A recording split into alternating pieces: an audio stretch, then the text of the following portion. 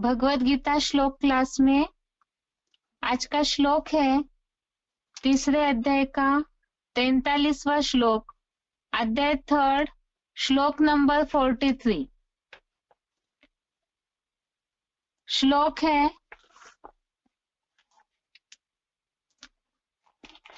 एवं बुद्धे परम बुद्ध्वा संस्तभ्यात्मानं आत्मना जहि शत्रुं महाबाहो कामरूपं दुरासदम्। श्लोक दोबारा। एवं बुद्धे परम बुद्ध्वा संस्तभ्यात्मानं आत्मना जहि शत्रुं महाबाहो कामरूपं दुरासदम्। श्लोक का संधि विच्छेद है एवं बुद्धे परम बुद्ध्वा संस्तभ्य आत्मानं आत्मना जहि शत्रुं महाबाहो कामरूपं दुरासदम्। संधि विच्छेद दोबारा। एवं बुद्धे परम बुद्ध्वा संस्तभ्य आत्मानं आत्मना जहि शत्रुं महाबाहो कामरूपं दुरासदम्। शब्दों का अर्थ है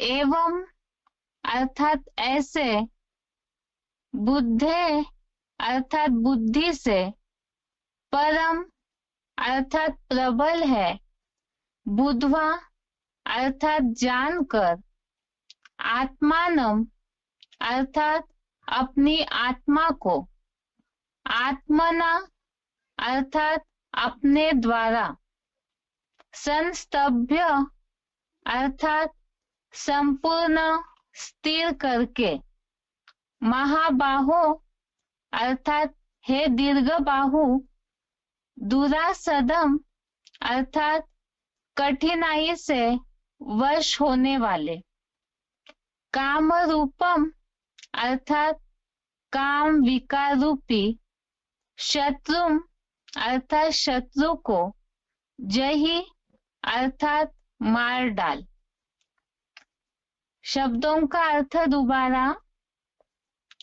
एवं अर्थात ऐसे, बुद्धे अर्थात बुद्धि से, परम अर्थात प्रबल है, बुद्ध्वा अर्थात जानकर, आत्मानम अर्थात अपनी आत्मा को, आत्मना अर्थात अपने द्वारा, संस्तभ्य अर्थात संपूर्ण स्थिर करके, महाबाहो अर्थात हे दीर्घ बाहु, दुरासदम अर्थात कठिनाई से वश होने वाले, काम रूपम अर्थात काम विकार रूपी, शत्रु अर्थात शत्रु को, जही अर्थात मार डाल। श्लोक का अर्थ देखते हैं।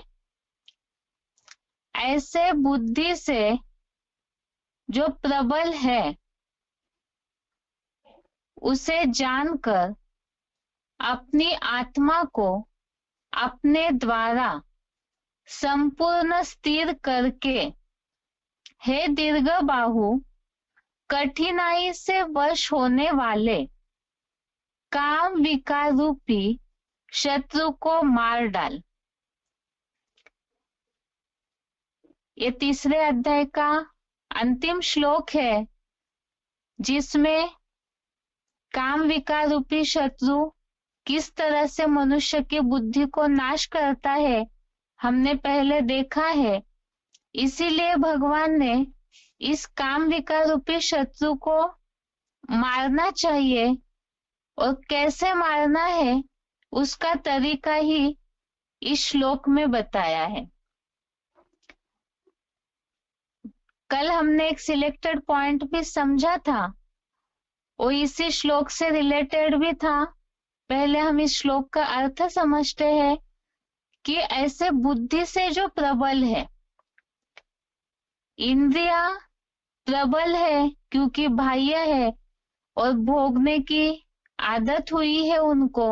ये तो बहुत सारे श्लोकों में हमने देखा है कि द्वापर युग से ही देहभान के कारण इंद्रियों को सुख भोगने की, विषय भोगों में आसक्त होने की आदत हुई है। तो इंद्रिया बाह्य है, बहिर्मुखी है, तो इसलिए वो प्रबल है। लेकिन उन इंद्रियों से भी मन प्रबल है, जो कल के श्लोक में हमने सार देखा था। इंद्रियों से मन प्रबल है, मन से बुद्धि प्रबल है, और बुद्धि से भी प्रबल बुद्धिमानों की बुद्धि परमात्मा है। ऐसे बुद्धि से जो प्रबल है उसे जानकर, अर्थात उस परमात्मा को जानकर, अपनी आत्मा को अपने द्वारा संपूर्ण स्थिर करके कठिनाई से वश होने वाले काम विकार रूपी शत्रु को मार डाल। एक बार क्लैरिफिकेशन सहित अर्थ भी देखते हैं ताकि इस श्लोक का अर्थ सही रीति समझ आए। ऐसे बुद्धि रूप त्रिनेत्री शंकर या आदम से जो प्रबल है।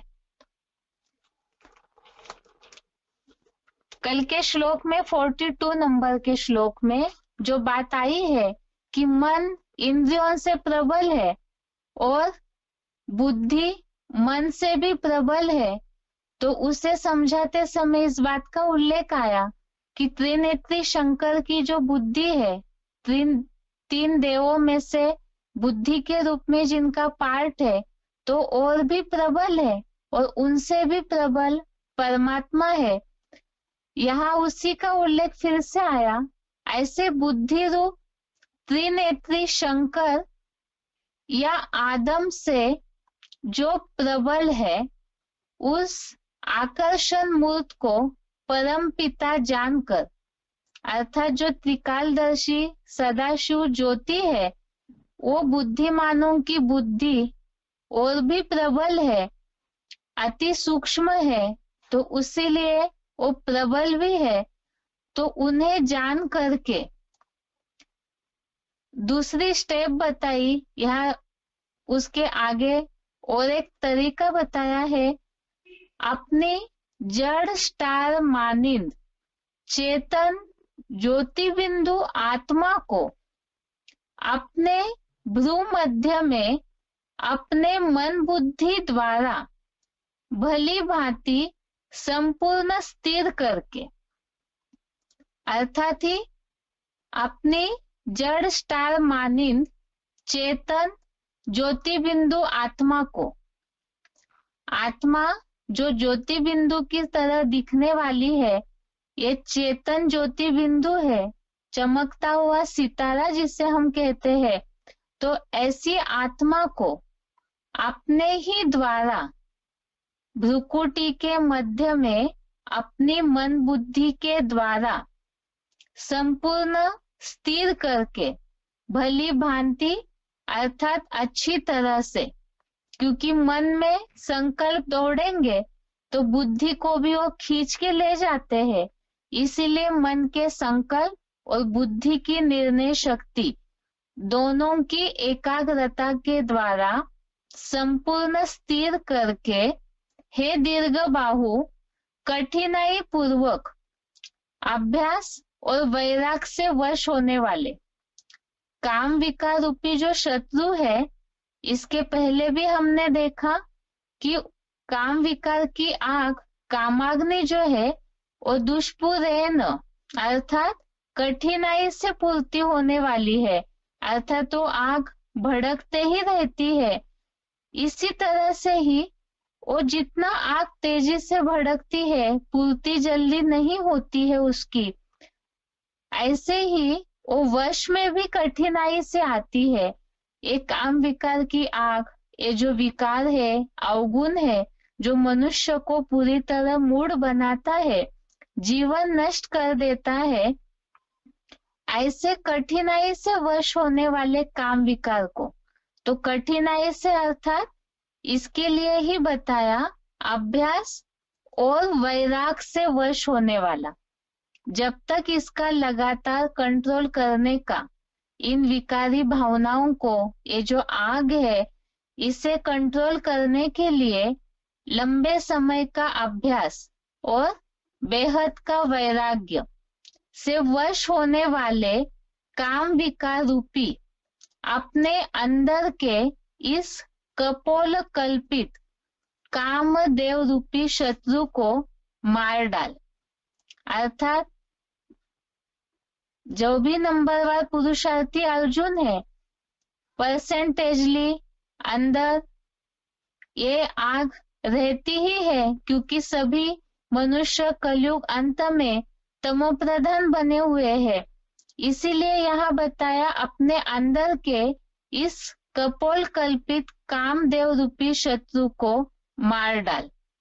सबसे पहले भगवत गीता तो अव्वल नंबर अर्जुन हीरो पार्टधारी को बताई है, इसीलिए ही वही हीरो पार्टधारी अव्वल नंबर अर्जुन अर्थात शंकर या आदम, जो इस तरह से जो अभ्यास बताया है, जो तरीका बताया है, परमात्मा की याद, परमात्मा को अच्छी तरह से जान करके, याद करके, और उसके पहले अपनी आत्मा को एकाग्र करके जितना अभ्यास और वैराग लाते हैं, तो उतना ही वो काम विकार रूपी शत्रु पूरी तरह से नष्ट हो जाता है। और इसमें सबसे पहले गायन है काम जीते जगत जीत का, वो है शंकर का। और देवताएं जो है वो दिव्य गुण संपन्न माने जाते हैं, गुणों से भरपूर माने जाते हैं, पवित्रता के प्रकाश से भरपूर माने जाते हैं, लेकिन काम जीते जगत जीत, इसका गायन तो एक ही है जो शंकर के लिए ही शास्त्रों में वर्णन किया जाता है। दूसरी बात, जैसे कि एक काम विकार जो है, अभी तक हमने श्लोकों में जो देखा कि इंद्रिया उसका आश्रय स्थान है, इसीलिए ही पहले इंद्रियों को नियंत्रित करने बोला। इसीलिए ये बात आती है मुरलियों में भी, इंद्रिय जीत जगत जीत। इंद्रियों के बाद बोला है मन को भी जीतना है, मन जीते जगत जीत, माया जीते जगत जीत। तो माया का पहला वार ही काम विकार रूपी शत्रु से ही होता है। तो माया जीते जगत जीत और एक काम जीते जगत जीत। इस तरह से ही स्टेप बाय स्टेप पहले तो इंद्रिया दिखने में आती है, उन्हें वशीभूत करके फिर मन, फिर बुद्धि, और मन बुद्धि को वशीभूत करने के लिए ये बताया है तरीका अपनी आत्मा को भ्रू मध्य में अपने मन बुद्धि द्वारा।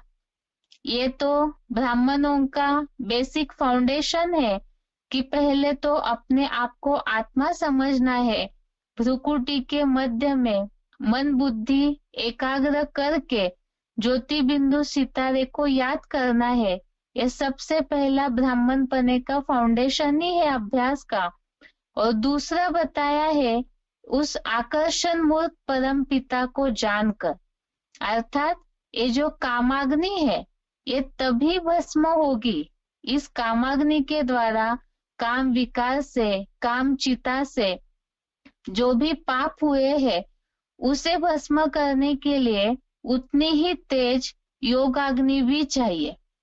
मुरलियों में इसके लिए शिव बाबा बोलते हैं कि शिव बाबा इस सृष्टि पर आकर के काम चिता से निकालकर काम चिता पर सभी बैठ के काले बन गए हैं, तो भगवान परमात्मा आकर के काम चिता से ज्ञान चिता पर बिठाते, ज्ञान शिक्षा पर बिठाते, और एक ज्ञान योग की अग्नि से पाप जितने भस्म होंगे उतना ही गोरे बन जाते हैं।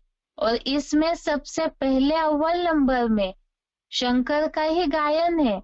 तो इसीलिए यह तरीका बताया है काम विकार को मारना, अर्थात ही पवित्र बनना, क्योंकि अपवित्रता दुख अशांति की शुरुआत ही कामनाएं है, इच्छाएं है। यहाँ तो अभी तक जो हमने इस हफ्ते श्लोक पढ़े 36 से लेकर 43 तक, इनमें तो मूल रूप में काम विकार रूपी जो भावनाएं हैं, जो भ्रष्ट इंद्रियों से विकर्म होते हैं, तो उससे महापाप बन जाता है। इसीलिए ये बड़ा शत्रु बताया हुआ है। और भगवत गीता में अभी तक जो श्लोक पढ़े उसमें कामनाएं, इच्छाएं, आसक्ति, इन सब को भी जो त्यागने की बात बोली है, तो तभी संभव होगा जब देह भान से निकल जाएंगे।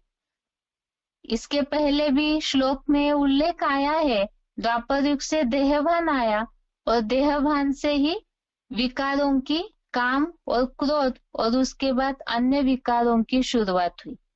इसीलिए ही अपने को आत्मा समझकर बुद्धिमानों की बुद्धि जो परमात्मा है, जो अति सूक्ष्म है, कल के पॉइंट में जो बात आई थी कि वो अति सूक्ष्म है, उन्हें जितना, और सूक्ष्म है तो पावरफुल भी है, उनको जितना याद करेंगे तो उतना ही एक काम विकार से मुक्ति होती जाएगी।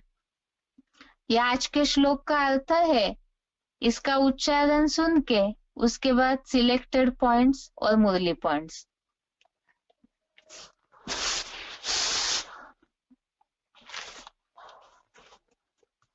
एवं बुद्धि परं बुद्ध्वा संस्तभ्यात्मानमात्मना जहि शत्रुं महाबाहो कामरूपं दुरासदम्। ऐसे बुद्धि रूप त्रिनेत्री शंकर आदम से जो प्रबल है, उस आकर्षण मूर्त को परमपिता जानकर अपनी जड़ स्टार मानिंद चेतन ज्योति बिंदु आत्मा को अपने भ्रूमध्य में अपने मन बुद्धि द्वारा भली भांति संपूर्ण स्थिर करके, हे दीर्घ बाहु, कठिनाई पूर्वक अभ्यास और वैराग से वश होने वाले काम विकार रूपी अपने अंदर के इस कपोल कल्पित कामदेव रूपी शत्रु को मार डाल।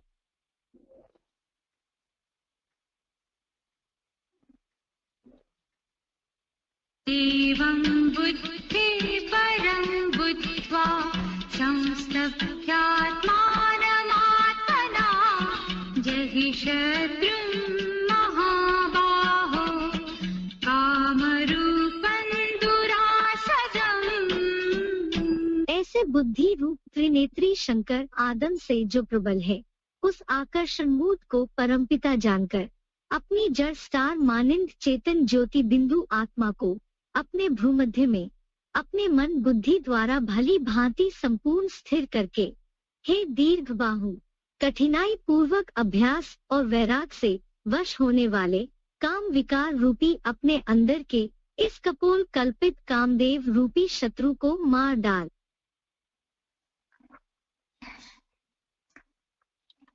आगे सिलेक्टेड पॉइंट है।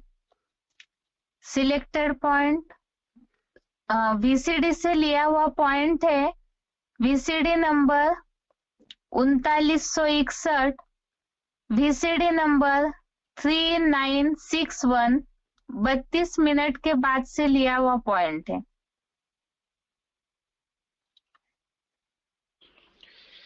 इसके लिए काम कहा जाता है क्या? काम पर जीत पहनने से तुम क्या बन जावेंगे? जगत जीत बन जावेंगे।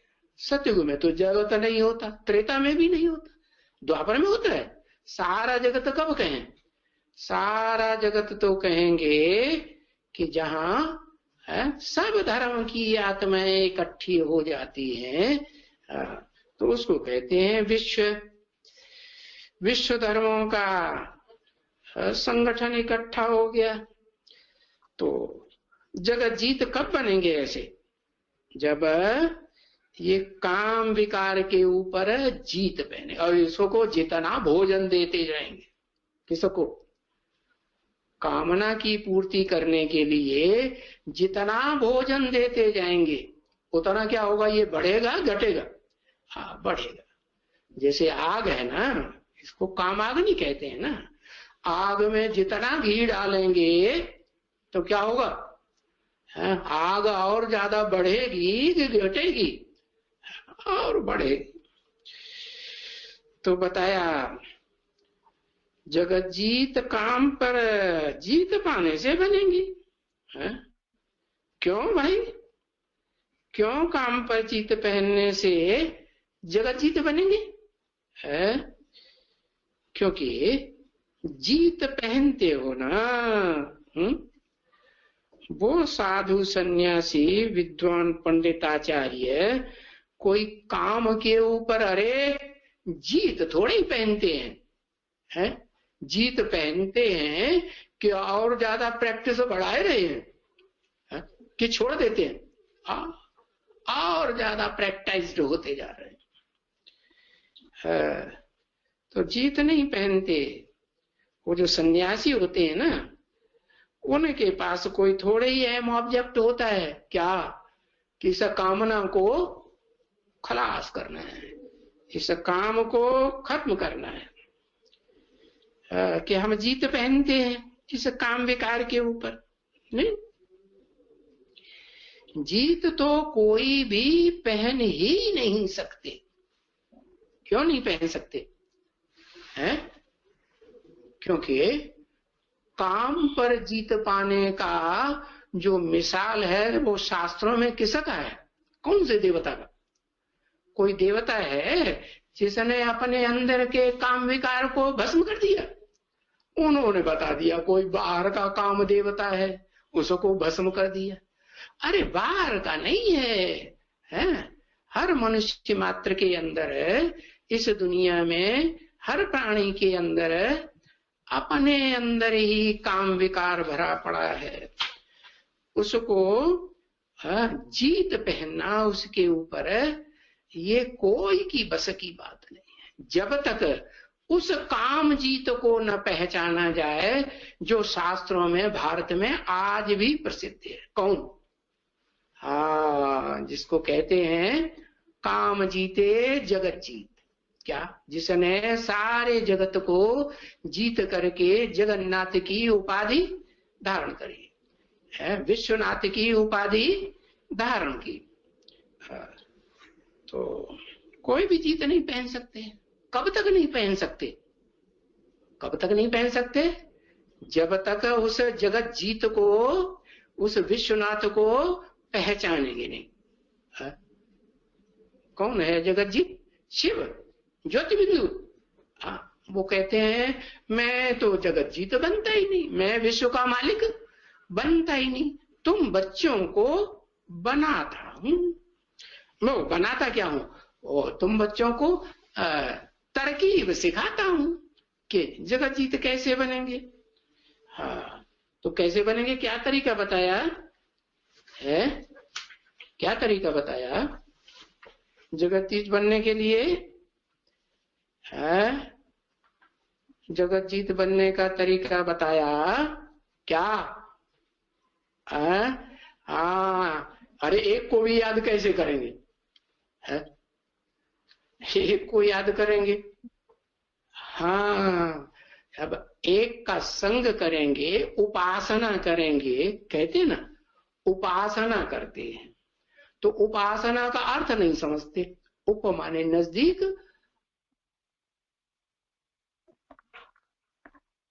अभी के पॉइंट में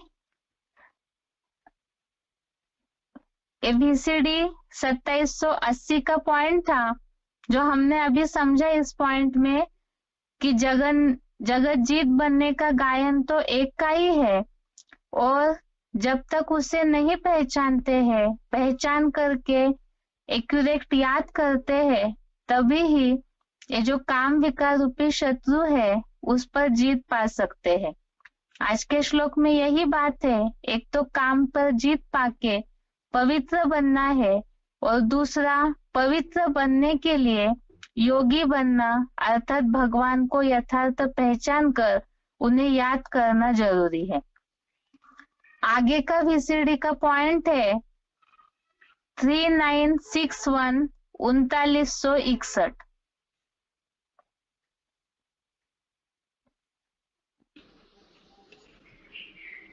मेरा एक ही नाम शिव है। शिव बाबा को याद करते रहो तो विकर्म विनाश होंगे। अगर तुम शिव बाबा को याद नहीं करते हो तो वायुमंडल खराब करते हो। योगाग्नि बगैर कोई पावन नहीं बन सकते। तुम हंस बनते हो, दुनिया वाले हैं बगुले, एक दो को जहर पिलाने वाले। तुमने प्रतिज्ञा की है बाबा हम पवित्र रहकर भारत को पवित्र बनाए फिर राज्य लेंगे, राज्य करेंगे। सिर्फ एक बाप को ही याद करेंगे। बाप भी कहते हैं मेरे को याद करने से तुम पावन बनेंगे। शिव बाबा को याद न करने से अपन को पतित बनाते हैं। इसलिए सदैव अशरीरी होकर बैठो। अगर यहाँ तुम पावन नहीं बनेंगे तो फिर धर्मराज की बहुत कड़ी सजा खाओगे। तुम पर बड़ी रिस्पॉन्सिबिलिटी है। बाप को याद करते रहना है। ये है रूहानी यात्रा। बाप ही सुप्रीम पंडा है। कहते हैं माम एकम याद करो।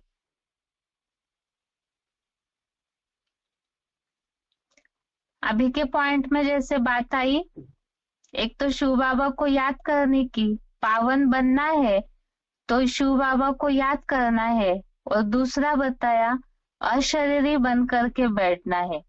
जो श्लोक में बात आई है, आत्मा समझ करके मन बुद्धि को एकाग्र करके परमात्मा को जान करके उन्हें याद करना है। इसी तरह अभी के पॉइंट में भी यही बात आई, पतित बने हैं काम विकार के कारण, विकारों के कारण, तो पावन बनने के लिए योग अग्नि जरूरी है। आगे का पॉइंट है 3961। इसी VCD का पॉइंट है 30 मिनट के बाद से लिया हुआ 3961। बाप कहते हैं नंगा बनने की बात नहीं है, इस देवान को छोड़ो।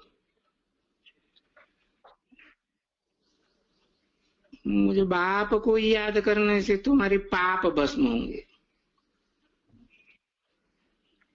निरंतर मुझे याद करो और कोई उपाय नहीं है। और अंत तक याद करना है। माया जीत जगत जीत बनना है। माया पर जीत एक शिव बाबा ही पहना सकते हैं। अच्छा,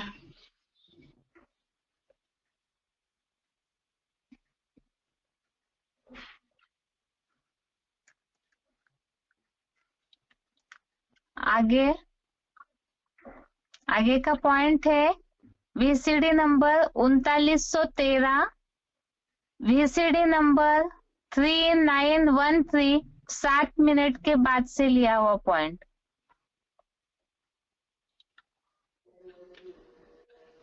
अब पुरुषार्थ करना कैसा?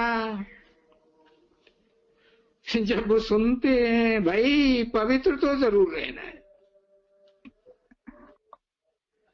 क्योंकि इसे काम विकार को जो पतित बनाते हैं, ये काम विकार, उस पर जीत पहनने से तुम ये जगत जीत लक्ष्मी नारायण बनेंगे। अब जगत जीत का अर्थ कोई थोड़ा ही समझते हैं। जगत जीत कौन है, जगन्नाथ कौन है, जगत पिता कौन है? और बाप कहते हैं काम को जीतो। इसे जगत पिता ने जीता था, मनुष्य सृष्टि का जगत पिता। तो जगत जीत बनो। और फिर मनुष्य गाते हैं मन के जीते जगत जीत, तो मन को जीतो, जगत जीत बनो। समझे? जो काम जो अक्षर है, जो उनकी पूंजी है एकदम दुर्योधन दुशासन की, उसके अक्षर नहीं लेते हैं। कह देते हैं मन जीते जगत जीत। अब मन को कंट्रोल करो ना, आमन करो, मन आमन करो। अभी मन को अमन तो जब शरीर न हो तभी ये मन अमन हो जावे। तो कहते हैं कि शरीर को भूल जाओ, बाकी आत्मा रह जावे याद। बाकी मन अमन तो कभी होता ही नहीं है। ये मन तो बड़ा चंचल है। समझा ना बच्चे? ये बंदर बुद्धि है, बंदरों का हेड गाओ। तो इतना जो देह मिलती है कर्म करने के लिए, तो वो अमन जिसकी देह कर्म करने के लिए, ये आदर्श ही है कर्म करने के लिए। वो कर्मातीत अवस्था में कैसे रहेंगे? कर्मातीत अवस्था कहा ही जाता है मुर्दे को। अभी के पॉइंट में जो बात बताई है, मन को अमन करना है और दूसरा शिव बाबा को याद करना है। आगे का पॉइंट है VCD number 504, VCD number 504, 55 minute के बाद से लिया हुआ पॉइंट।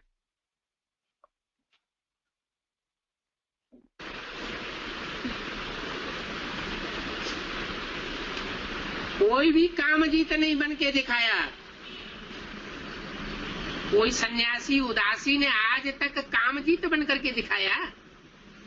काम जीते जगत जीत होना चाहिए। कोई भी धर्म पिता, कोई भी धर्म गुरु, कोई भी साधु सन्यासी जगत जीत के रूप में संसार के सामने पेश नहीं हुआ। क्यों? क्योंकि बाल ग्रहस्थ को छोड़ देते हैं तो भी इंद्रियां चलायमान रहती हैं। इंद्रियां चंचलता करती रहती हैं, इंद्रियों के वशीभूत हो जाते हैं। कहावत है इंद्रिय जीते जगत जीत। कोई ने भी इंद्रिय को नहीं जीता। शंकर के लिए गायन है कि उन्होंने काम को जीता, कामदेव को भस्म कर दिया। इंद्रियों के ऊपर इतना कंट्रोल किया कि शंकर का जो विग्रह है, शरीर रूपी विग्रह है, वो आज भी पूजा जाता है। किस रूप में पूजा जाता है? लिंग के रूप में पूजा जाता है। वो शरीर की प्रक्रिया ऐसी बना ली कि जैसे इंद्रियां होते हुए भी न होने के समान। कानों से ग्लानि सुनते हैं सारी दुनिया की, रेडियो में सुनते, टेलीविजन में सुनते, अखबारों में सुनते, मिलने जुलने वाले मनुष्यों के द्वारा सुनते, समाज के द्वारा सुनते, परिवार के द्वारा सुनते, अलौकिक ब्राह्मण परिवार के द्वारा भी सुनते।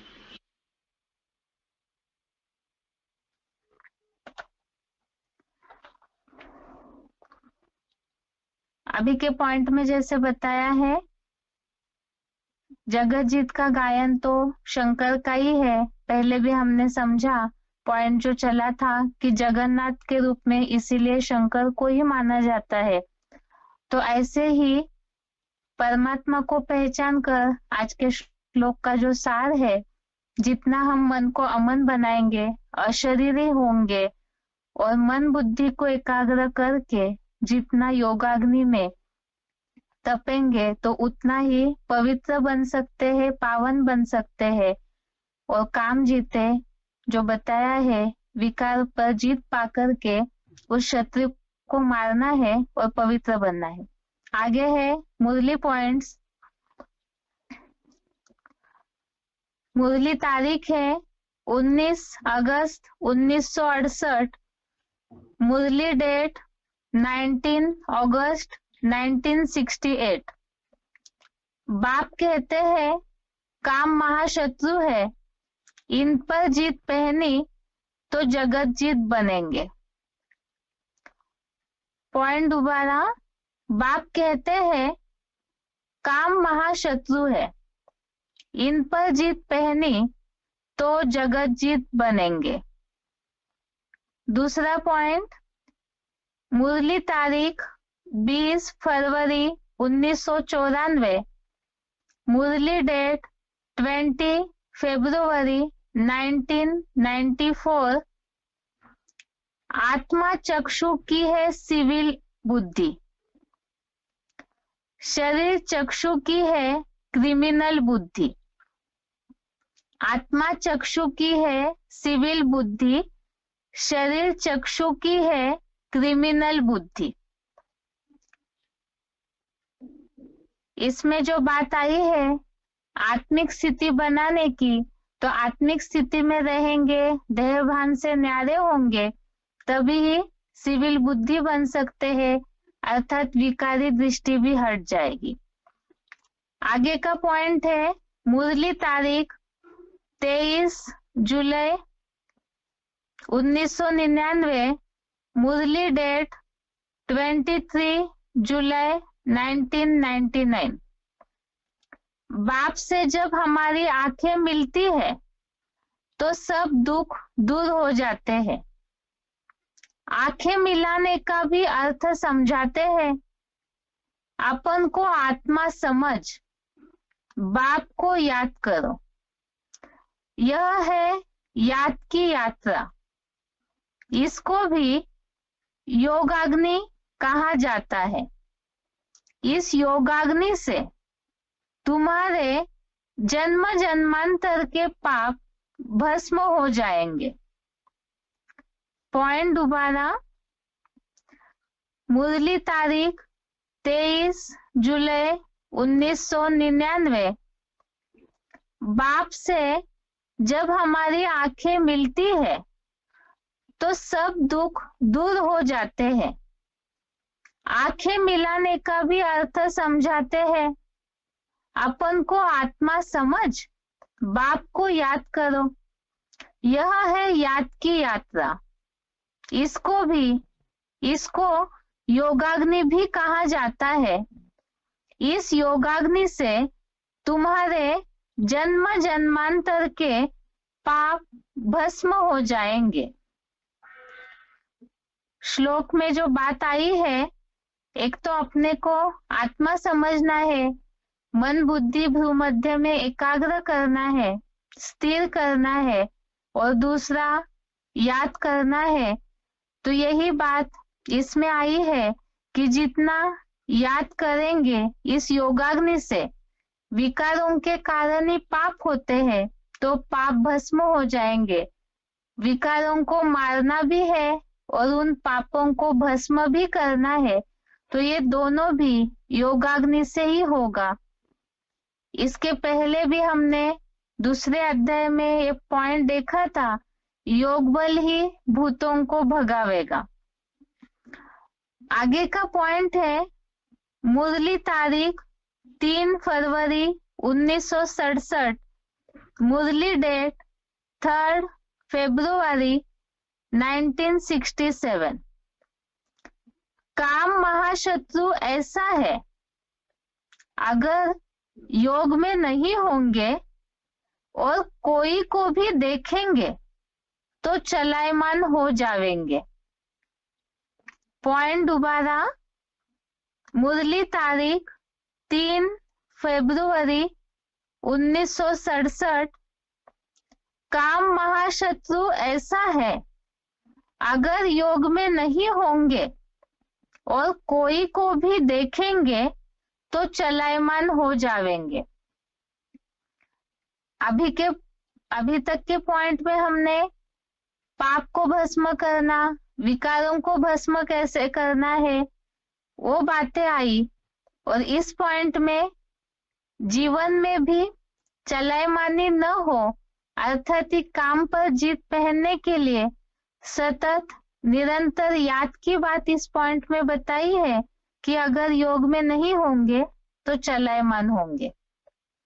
यह आज के श्लोक का अर्थ हो गया। एक तो काम रूपी शत्रु पर जीत पाके पवित्र बनना है, और पवित्र बनने के लिए परमात्मा को यथार्थ रीति पहचान कर, अपने देह भान को नष्ट कर, आत्मा बनकर परमात्मा को याद करना है। अभी आगे बेसिक कोर्स।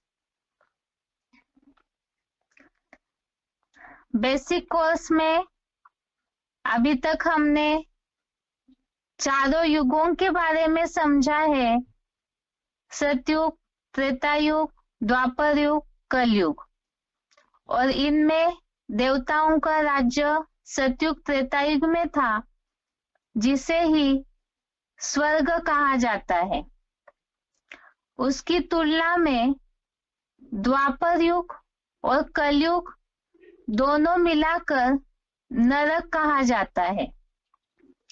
स्वर्ग के सतयुग त्रेता के वर्णन में हमने देखा था कि देवताएं आत्मा अभिमानी थे।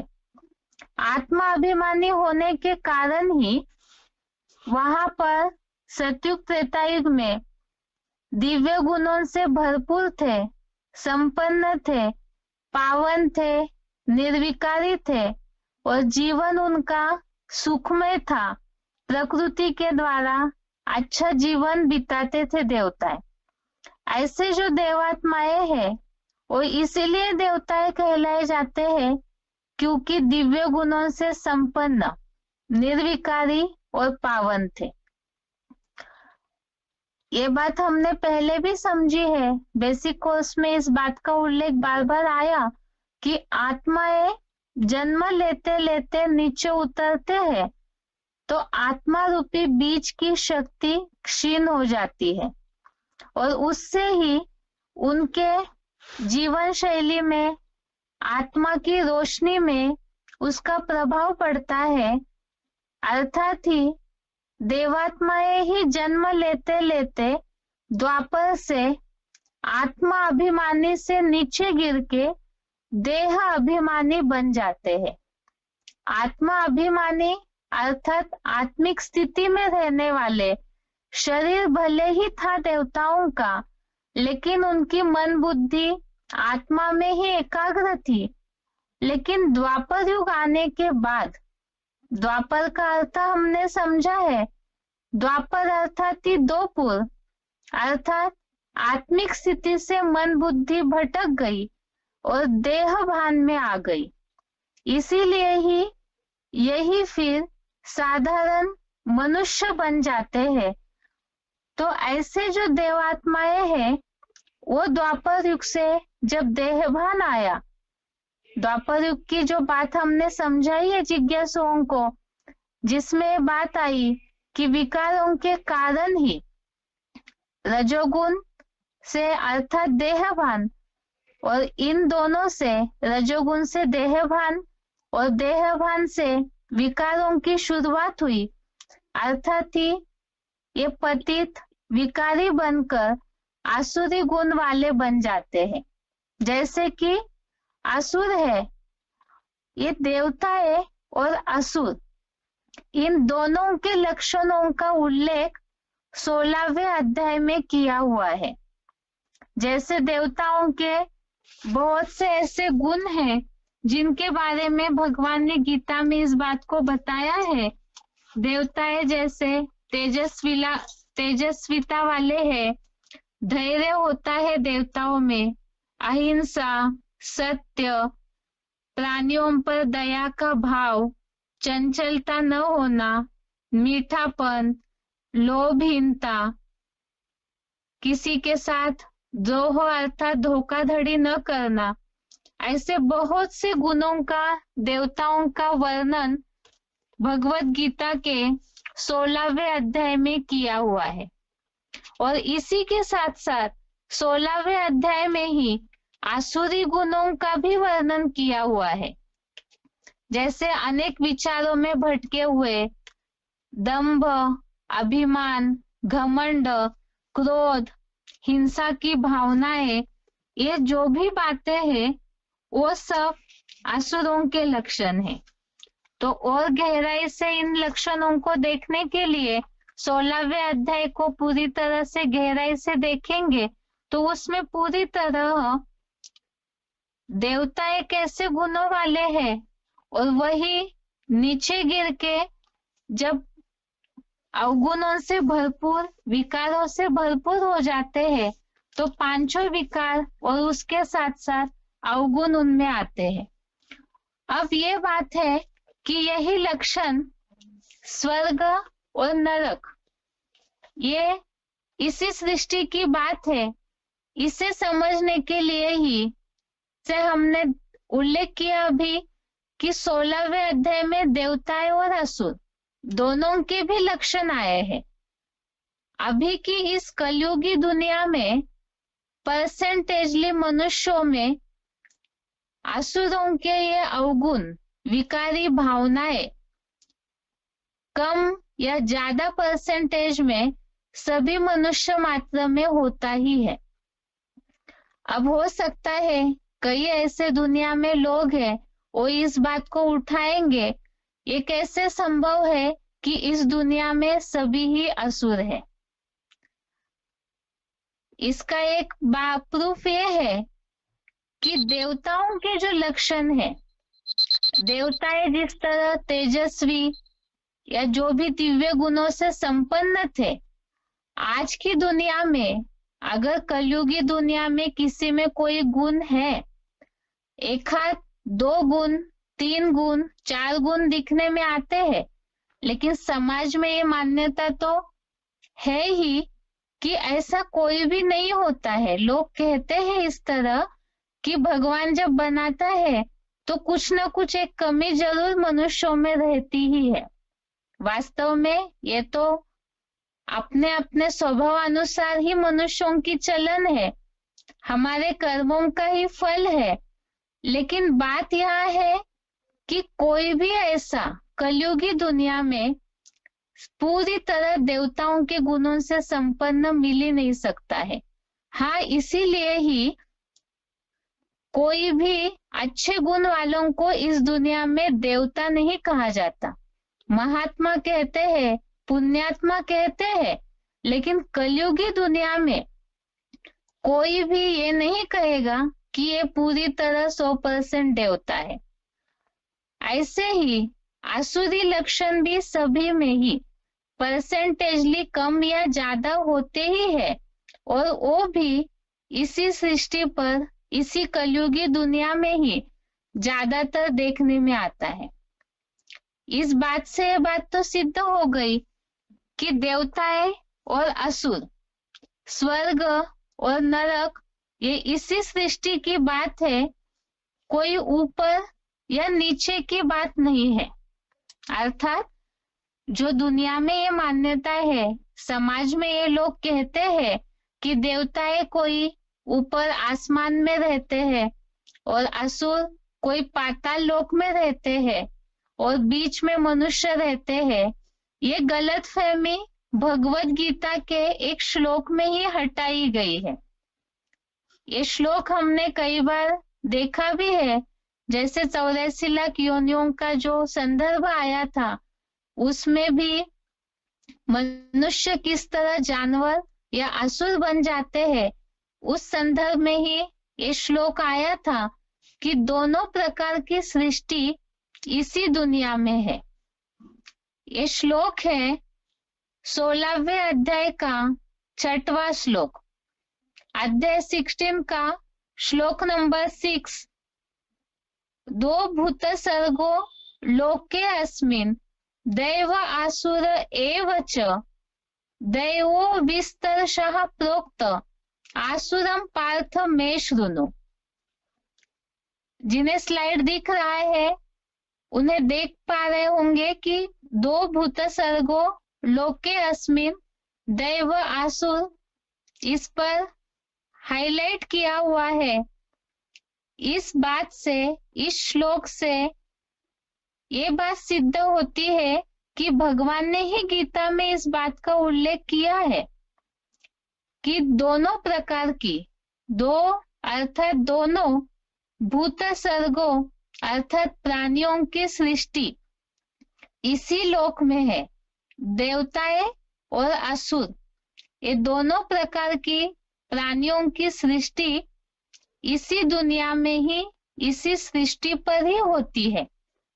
और ऐसे ये श्लोक बता करके ही 16वें अध्याय में देवताओं और असुरों के गुणों का, गुणधर्मों का वर्णन किया हुआ है।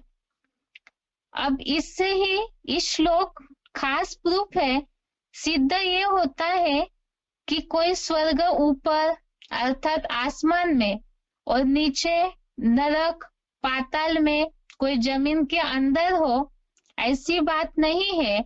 यहाँ पर ऊंची और नीची अवस्था की बात है।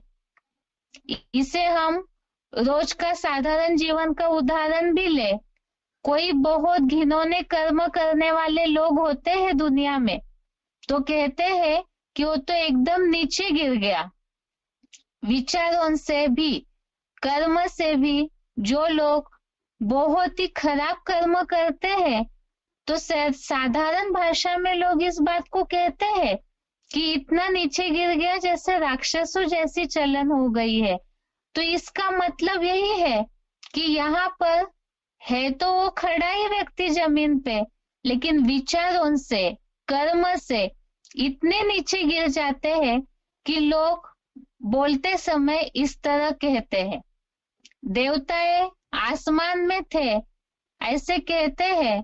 अब साधारण भाषा में अगर कोई बहुत आगे बढ़ रहा है, ये बात केवल उदाहरण के लिए है, रोज के जीवन में अगर कोई बहुत आगे बढ़ रहा है अपने कर्मों से, कोई भी बात में, गुणों से, तो लोग कहते हैं उनका नाम तो आसमान की ऊंचाइयां छू रहा है। इसका मतलब वो व्यक्ति कोई आसमान को छूने नहीं पहुंचा, लेकिन उन्होंने ऐसे कोई अपने कर्म किए जो लोग उन्हें देखने में ऊंची दृष्टि से देखते हैं। यहाँ बात है कर्म करने की। अपने कर्मों से ही इंसान ऊंचा उठता है, और कर्म नीचे करने से, विकारी कर्म करने से, अवगुणों से भरपूर कर्म करने से ही मनुष्य नीचे गिरता है।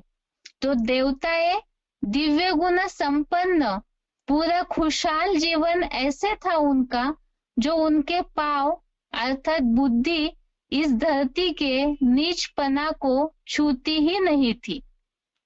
इसीलिए ही देवताओं के उस आत्मा की रोशनी से भरपूर दिव्य गुणों से संपन्न जीवन को ही ऊपर रहते थे देवताएं, ऐसे कहा है, और मनुष्य आसुरी कर्म करते करते नीचे गिर जाते हैं, जिसे ही नरक कहा है। इस बात को तो हमने पहले भी युगों के बारे में समझते समय समझा है।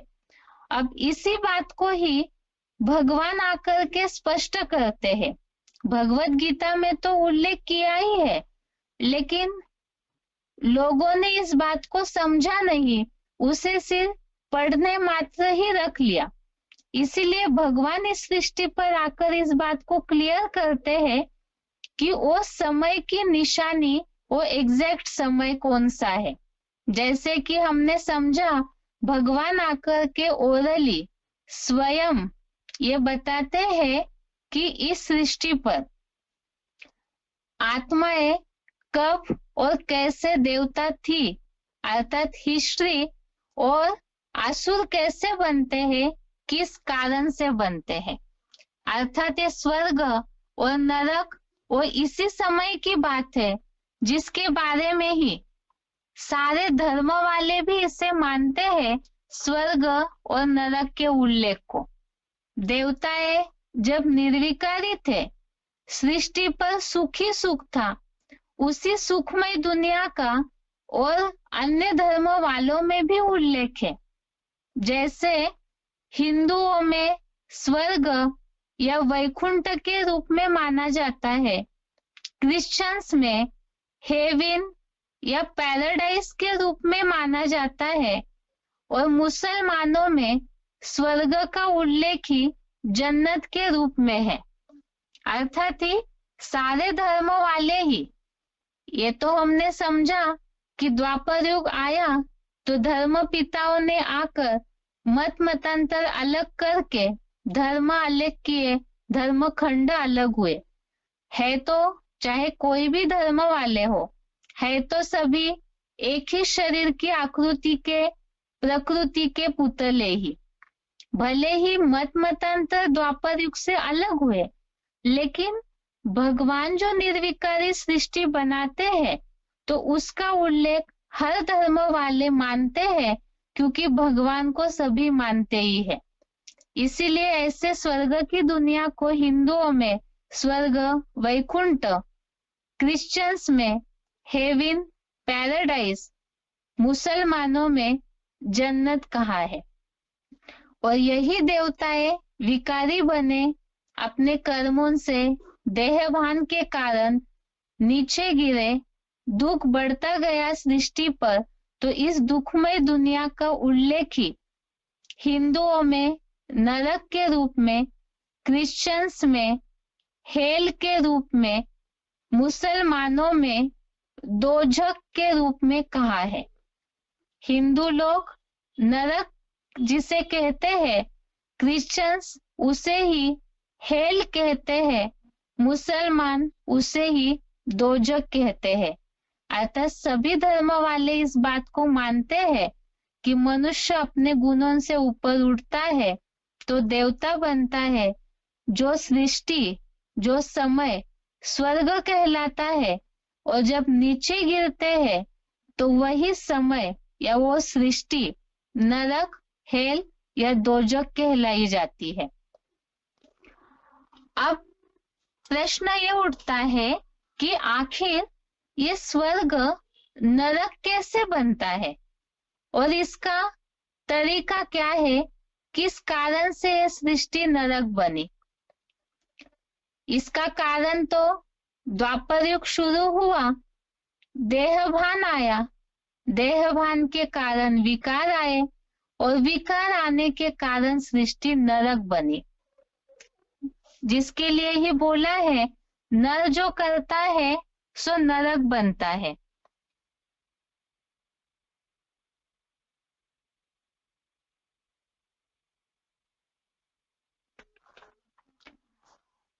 तो ये जो स्वर्ग है और नरक बना विकारों के कारण, ये तो हमने भगवान जो आके हिस्ट्री ज्योग्राफी बता रहे हैं, धर्म आए, धर्म पिताओं ने धर्मखंड मत बटे, उसके कारण विचारों में भिन्नता से कलह, क्लेश, दुख, अशांति बढ़ी। ये तो भगवान आकर के ओरली बता ही रहे हैं, लेकिन इसका प्रूफ स्वर्ग से नरक के गेट खुलते कैसे है, इसका प्रूफ भगवत गीता में भी आया हुआ है।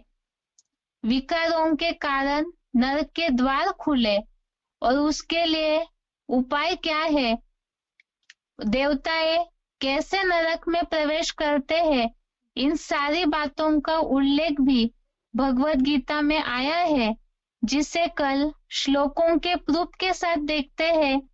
आज के लिए गीता क्लास यहाँ तक ही। ओम शांति।